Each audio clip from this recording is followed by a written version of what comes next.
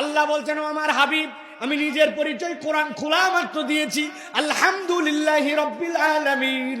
আমি তো এই মহাজগতের রব, যেই জগতের ব্যাখ্যা করতে গেলে মানুষের মাথায় কাজ করবে না। মানুষ দুনিয়াতে আগাতে আগাতে চন্দ্র পর্যন্ত গিয়েছে, এরপরে মঙ্গলে অভিযান প্রেরণ করবে। কিন্তু যারা মঙ্গলে যাওয়ার প্রিপারেশন নিচ্ছে 2027 থেকে 28 সালের মধ্যে, ওই মানুষগুলা মঙ্গল এত দূর মনে করছে অভিযান করলে আমাদের বিরাট বড় একটা সফলতা হবে।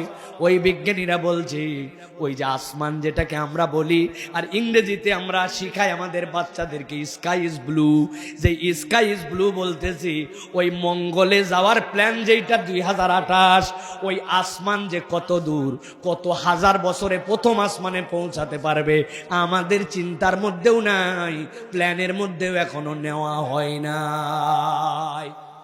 আল্লাহ বলছেন, ওই রব তিনি ওরকম জগৎ সমূহের রব।